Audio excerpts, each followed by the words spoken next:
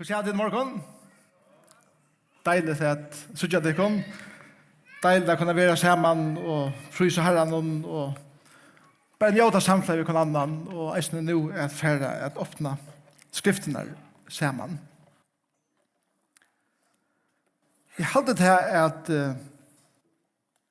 Galatiabrævið är ett brev som för att ha en väldigt avskan av okon och jag. Det är nekva söver hundravis av åren atter jöknen kyrkje og samkommensøvene hver undervisningen Galatiabrævið har sett elda og trolig nekv mennesker. Og det ber jeg om eisene at det skal være det som hender i Lívdin i eisene, at Gud setter enda mer eld av okon som sitt folk. Ikke jeg vil brenne ut, til ordet kjedelig brenne ut, men det får inte bränna upp. Så när vi kommer hem till himmels så är vi uppbränt för Gud. Och han bjöd oss välkommen hem. Och jag tycker nämligen helt inte att Gud tar oss hem för en teater som han har för oss livet är uppfyllt. Lugga mycket hur så gammal eller unger man dör. Men så vi får be samman och så får det hitcha att Galatiabrævið några verser i ören kapitlet. Tack Jesus för hur praktfullt det är att komma samman en morgon som morgon. Tack för det förra möte. Lovsången.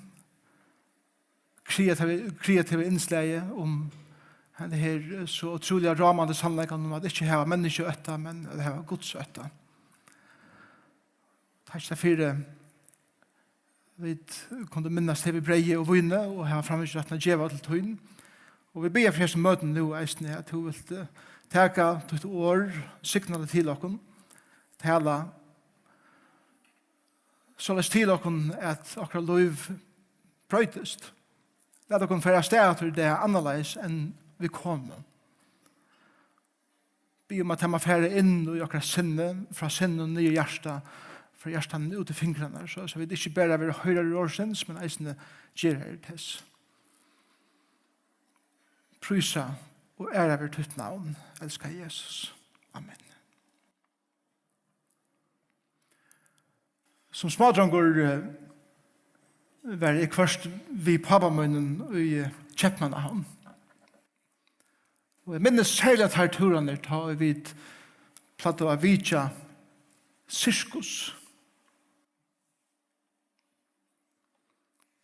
Det som særlig bergtog med var våre klonaners.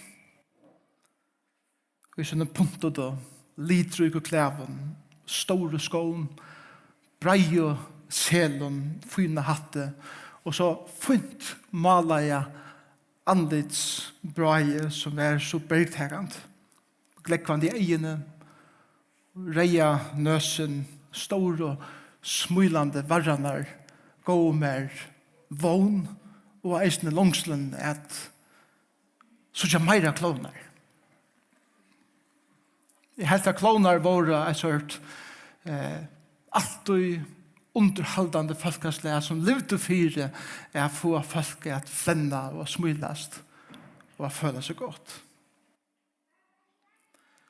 Og jeg glemmer meg omgang for noen år siden at jeg sa en målning hver en klonar sett utanför gardiner som fjällt upp paddlen.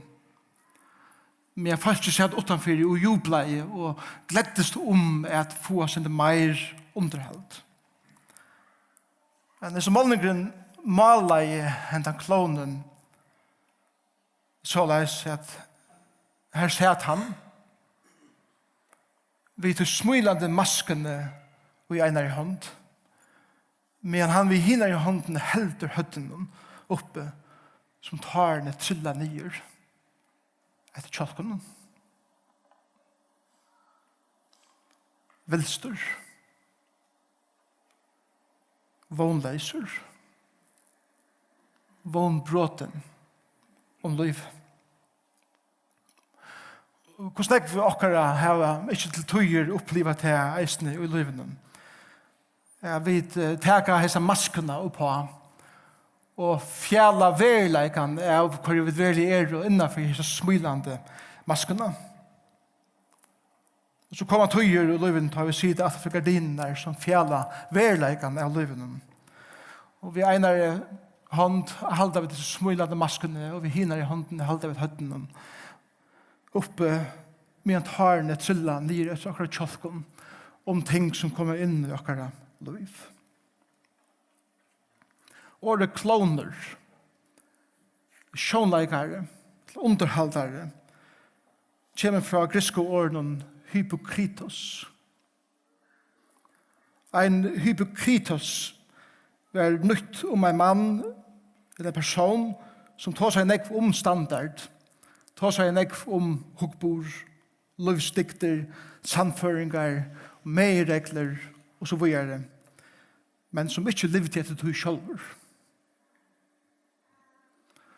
Føreska året for hypokritos året hiklare.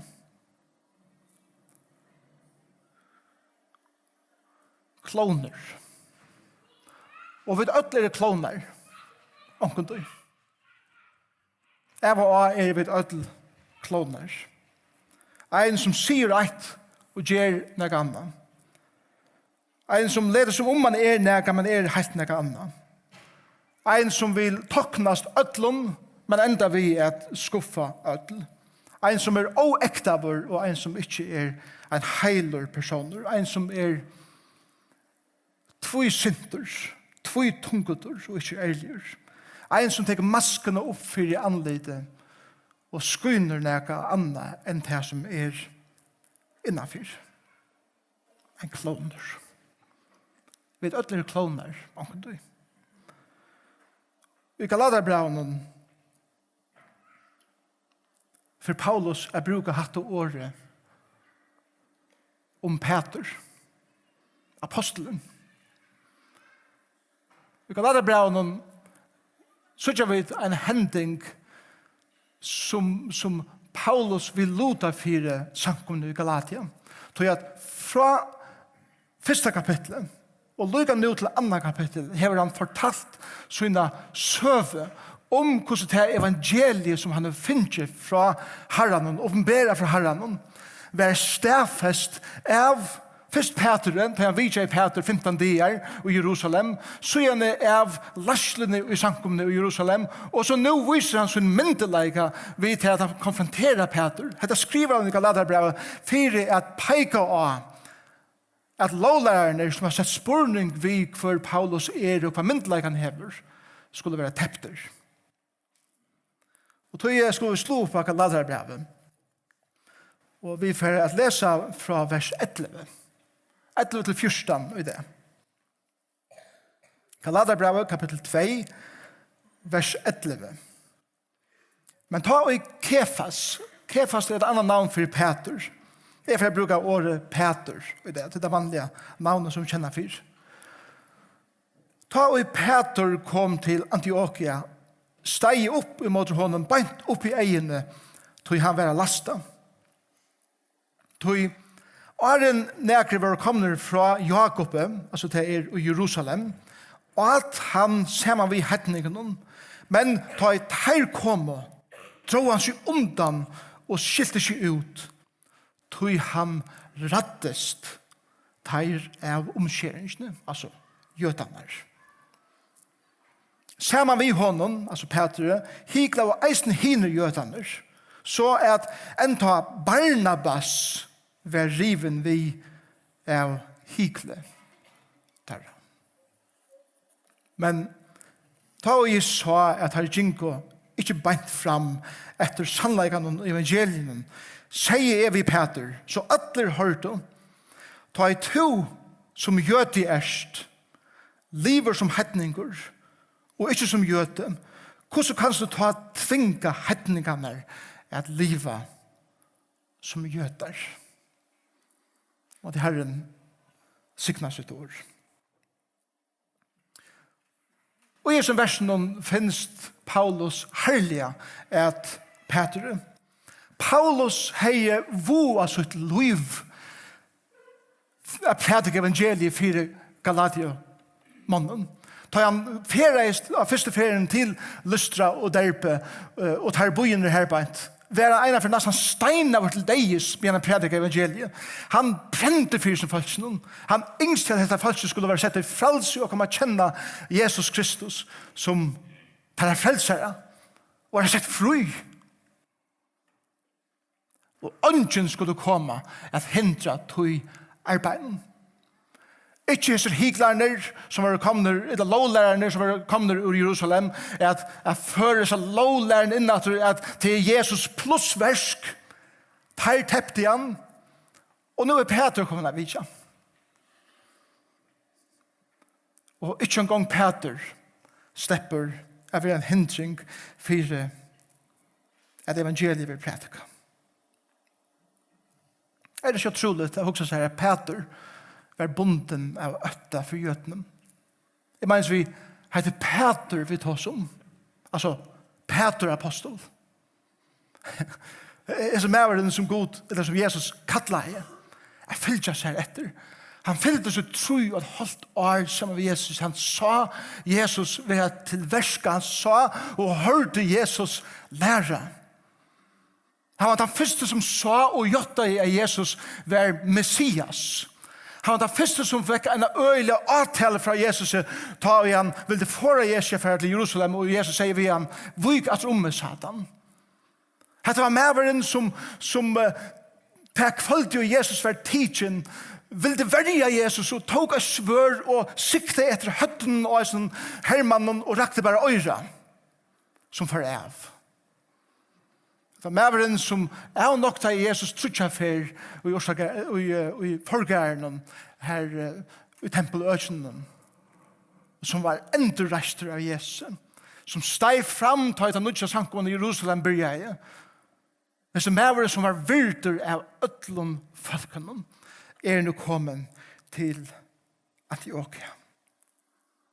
Åren til har han haft en dreim oppi en tætjen husen i Joppe Kar god i dreime kommer nyer himle vi allskins åran og dyren og viser honom til og sier et og Peter sier jeg vil si et av nega mat som åreiners trutja fer hent etter og god sier Peter det som god hever just rent skal du ikke kalla skite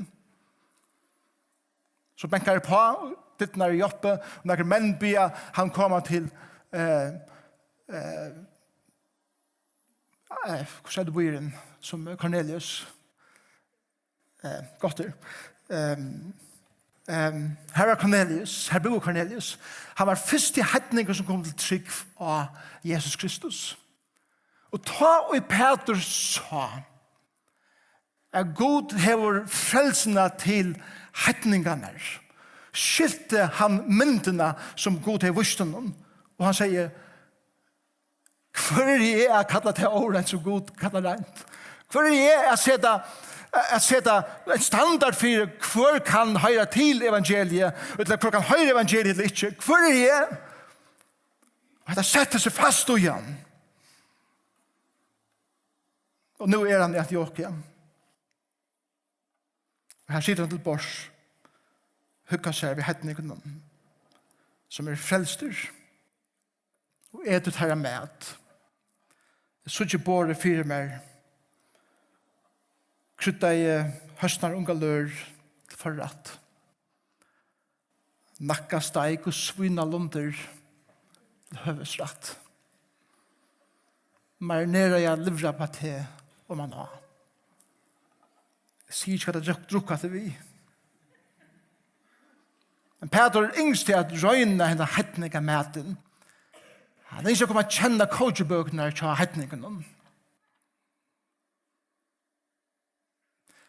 Han ser til pors vitteimen. At det ser man hever eisen vi samfunnet vi kan annan gjøre. Peter var ahår og kom til å kjenne hese hetningene som var kommet til trygg av Jesus. Han var ahår i tæra bakgrunn. Han var ahår i tæra søve. Han var ahår i tæra virun. Han var ahår i tæra sion. Han var ahår i tæra livsvirun. Han ikke samfunnet vi hetningene som får sette fryer frelser som tar å komme til å kjenne Jesus som tar frelsere. Alt gikk vel. Musikken spalte vel. Materen glei vel nere og prate gikk oførst. Inntil hinner fra Jerusalem kom.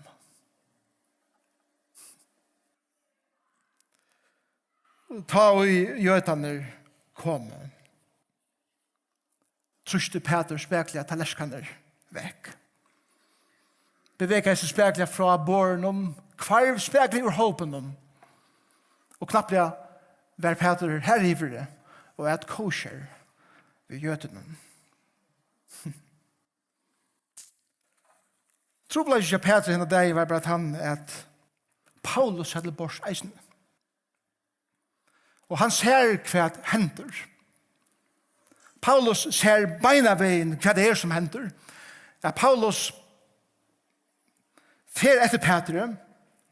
Han konfronterer han beint opp i egene sier teksten, med han alt henne i hørte, til dette være en allmenn synd som skal allmenn konfronteres. Så det sa Peter til ham. Og han restest, og han sier ved Peter, 14. vers, og etter 14. vers, min egen åren, Peter, du en hyklare, du er falskur, du er oektaver fyrst mot gjøtenen, og så vender du der og er falskur og imot hetningen. Du tåsar om å være fralser, men du er bunden av menneske øtta. Du tåsar om å halda Moselov, men du luktar av svinakjøtt. Du tåsar om evangeliet, men du gonger ikke beint fram etter du, og lever etter du. Hva er det du gjørst, Peter? Og vi kan høyra årene ekkaie ui okkara tui. Hva er det du gjørst? Du en klon. Og vi er kloner. Vi først.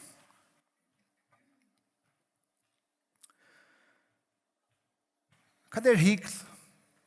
Hygl er grunda av øtta.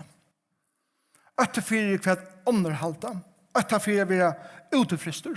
Og tann øtten leier med å genga snikøder, særlig at ta i seg være konfrontera ved sannleikanen.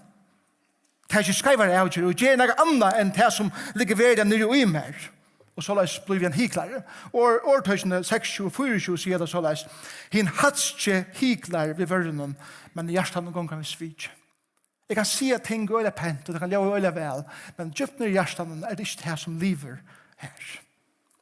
Og dette er det som Peter gjør til henne, han sveik sånne grunnleggende løsvirer til å ha bensjen fyrir noen jøten fra Jerusalem.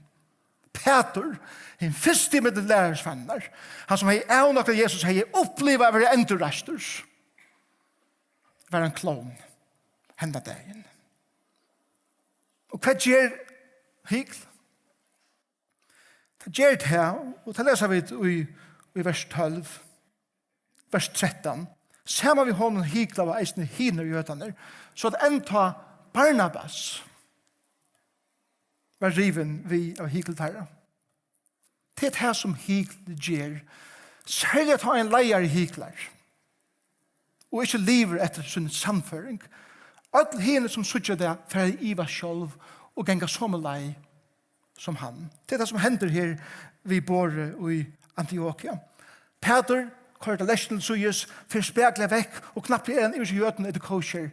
Hine jøtene viser hva de skulle gjøre, og tar gjøre det samme som han gjør. Så teir eisen i hykla. Peter er åpert av det, men teir synda til at Peter synda er. Og så sier Paulus, akkurat som han teker seg for brøstet, sier, enda Barnabas. Barnabas. Hesten jøten som er fra Kypern, som er oppvoksen i en miljø og i en kultur som er heien. Han var oppvoksen med den heitningene. Det var naturlig for ham at sitte med den heitningene. Han kjente heitningene.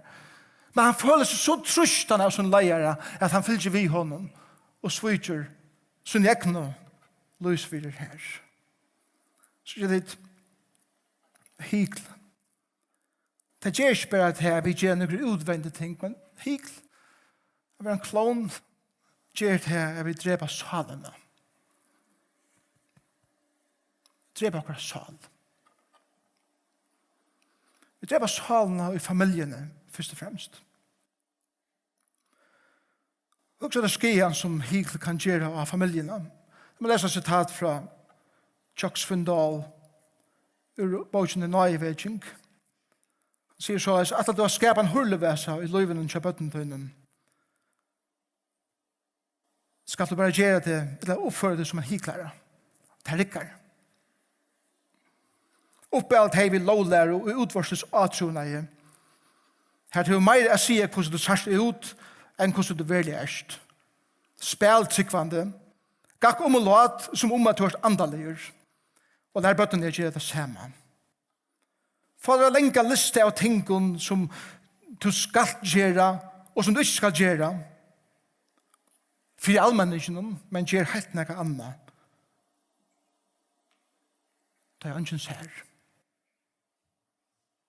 Men jotta aldri for deg selv at det er hygg. Spel eit og være et annet. Men du skal vite at kjenslene og anden tja bøtten og tøynen være skatt for livet.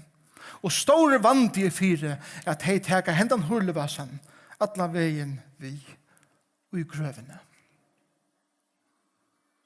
Hegel dreper salene og i familjene. Hegel dreper eisene salene og i perlanen. Et landsjøen. Så mange ganger har under jeg sitter vi pøren hver hon har sagt at han sier vi med at du skal råkne vi mer ut i livet. Og så vender han seg av og er åtrykk mot det mer av internetten i pornografi. Jeg lager noen pærer som jeg leser om. En kona med var for inn i Burger King i en Ørland, ikke for Jon. Jeg kjøper seg at äta og så får de om man er parsjene at äta burgerne sammen. Ta og de finner på sånn her vi så kom han som ekspederer at gjeva honom en skriva på sånn. De kom an i parsjene og han kører på sånn opp. På sånn er fotler av pengen. Onkel er akkurat tømt kassan og kors pengene i en påse. Og jeg har sett han så leis at han er tidlig skrevet på seg og gav disse mannen på seg. Mæren og kona kom atter i Burger King og sier at det er ikke kan skrive på seg. Det er alle pengene atter. Og de er så betidende av at disse mæren skulle være så mye ærligere at han skulle komme atter i påsen at jeg sier vi han kunne se en mynd av det og hva det kan heimasynet til åkken så at folk kunne sitte hvordan ærlige kunder er. Og mæren sier så les vi henne nei, ikke gjør det til kona min vet ikke det er jo til i hesere konen.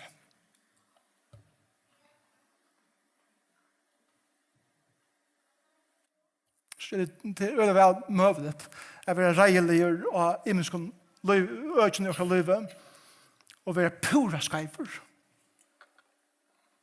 og til hygg. Også det om hvordan hygg eisene kan øye åkere samkommer og troer liv i åkere egna land.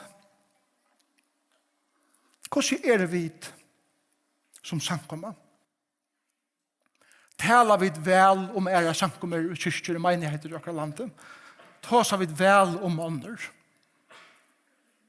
Det er vanlig vi gjør.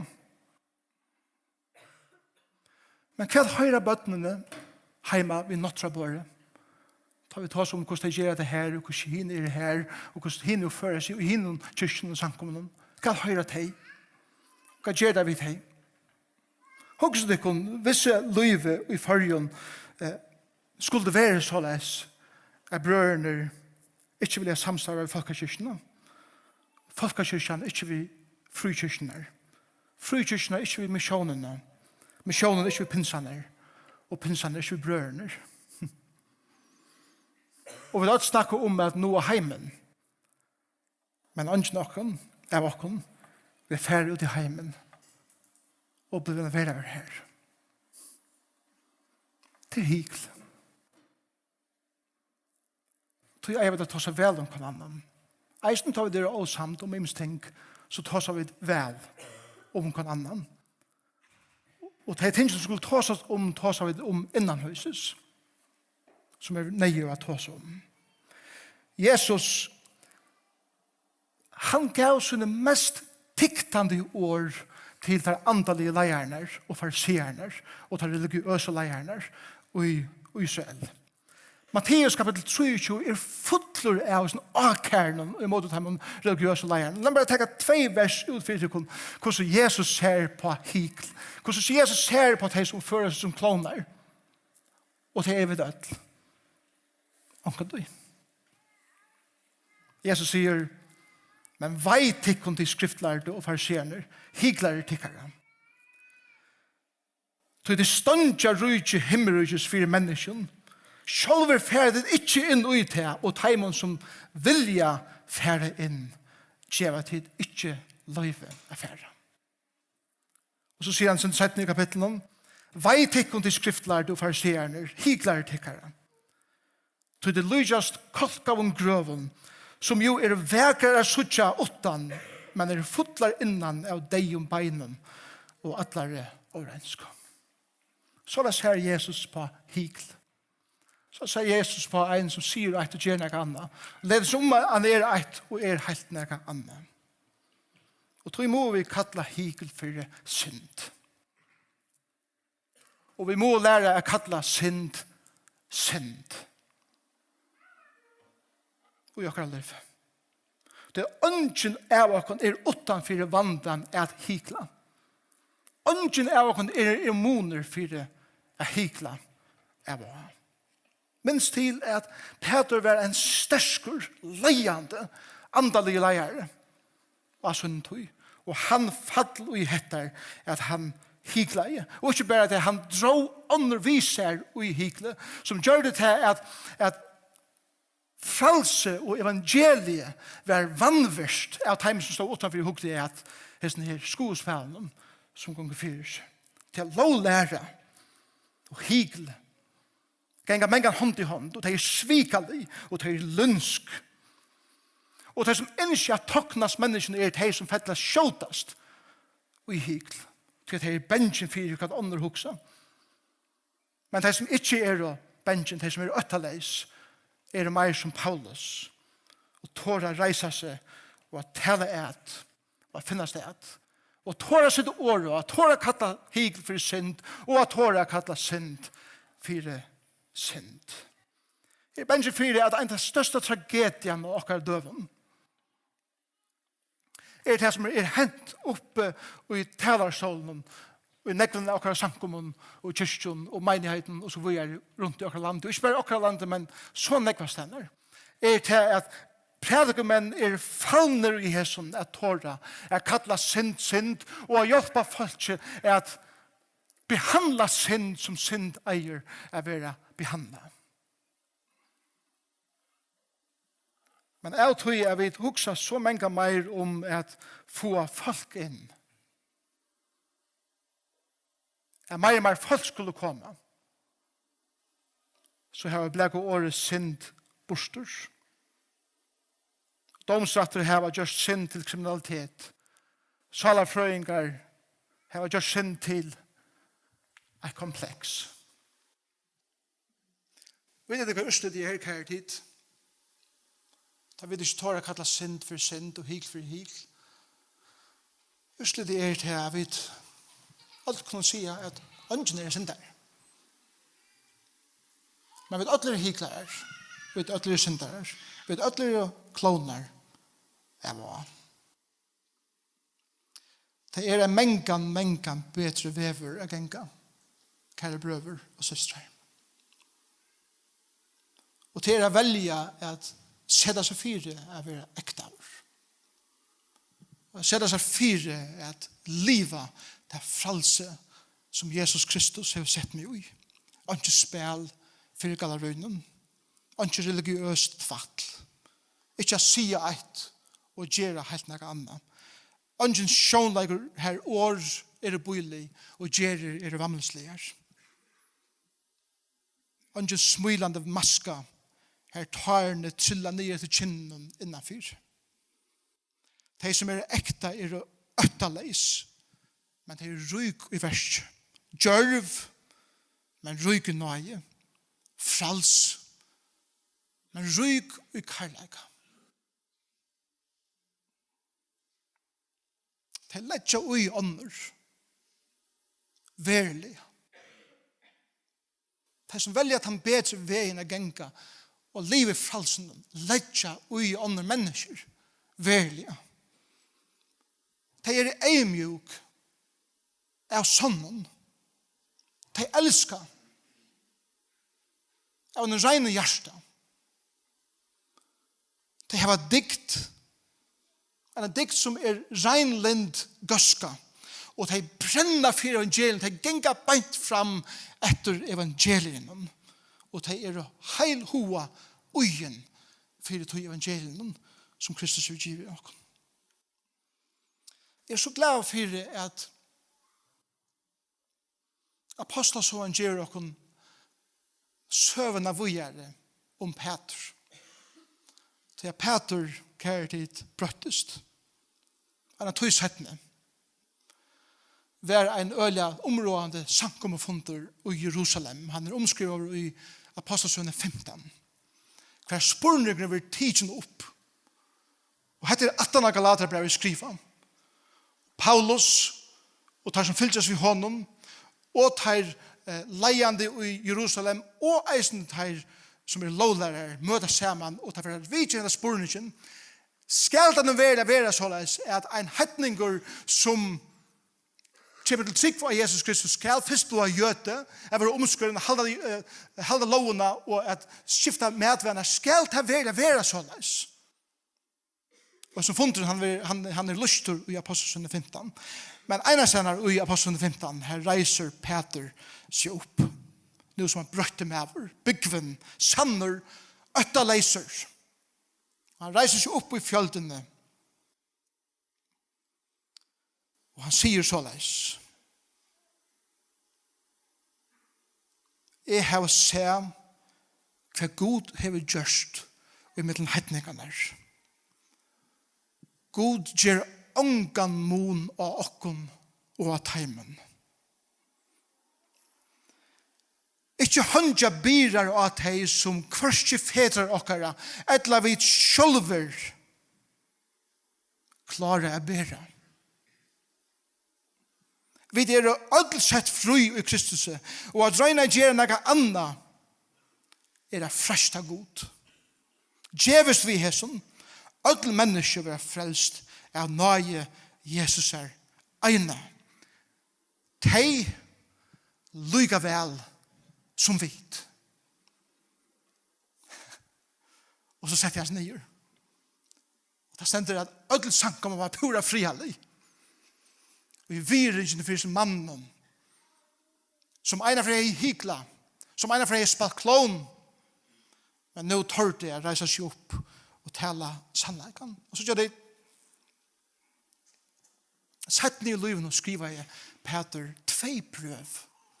Og det som jeg elsker ved Peters prøven til at alt det som Peter struttest vi i sin liv, særlig fra byrjan av at han leif fra meg, han sier for meg, han var nøyeleiser og ødels tingene, fordømende, det høvesevnene i hans brøven.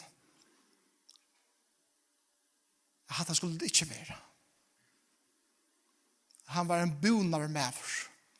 Han var voksen og sin trygg sammen med Jesus. Og jeg må lese 1 vers 4, som han skriver i 1. brevet, kapittel 2, vers 1. Her sier han bare, og jeg stod så leis. Legg tog av allan ønskap, alt svik og higl. Brukar året sjálfur. Alle øvund og alt bektel. Tås han fra erfaring. Tås han fra erfaring. Og har det deilig for respons. Det er ok at gjøre respons. Han tås han sannlig fra erfaring. Han har rønt dette. Han har kjent svian alltid. Og nu er han kommet her til løyven. Det tog at det blir vi å si at vi ødel kloner vi først. Men vi ødel bonast, vi eier bonast, eier meir. Det er en bedre vever av genka Og vi kunne spørre spørningen, kunne vi brøytast? Og Sverige ja, sjølvande. Her som evangeliet kommer inn, her som frælsi vil prætika, her som nøyen vil litt opp, alltid en chanser å brøytast. Vi kommer ånka det her til i løyven, vi kommer ånka det her til i okkar forhold, vi kommer ånka det her til i okkar sankum, kan vi sige, brøyting omøvelig. God som reiste sin deia son opp fra henne deia, kan brøyta tutt og mutt løyv. Og det kan man. Hvordan gjør vi det? Jeg tykker at det første som skulle gjøre at tåre kallast synd. Og ikke gjøre det andre nøyen. At andre hvis vi er sånn. Røyne være sånn og ikke spille klon. Jeg vinner av øtta. Jeg får en og fire at det som livet fire mer verst å berges fire enn å kru på undertøy som bensje fire. Og ikke være offer for hva andre halter. Jeg tårer å livet sannleggen. Du kan gjøre sannleggen. Han sier til folk i frælse. Jeg tårer å se det året hvor Og da jeg tårer å peke at meg selv og sier vi først, du er sånn hyklare. Jeg en hyklare vi først. Jeg en klon vi først. Jeg fører meg som en klon vi først. Og unga sier amen til hatter.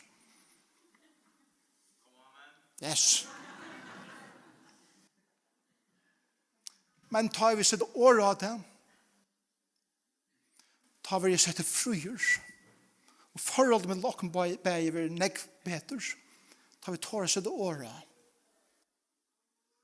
Og av verja frelse som Kristus utgiver til mer, kosta hva det kosta vil.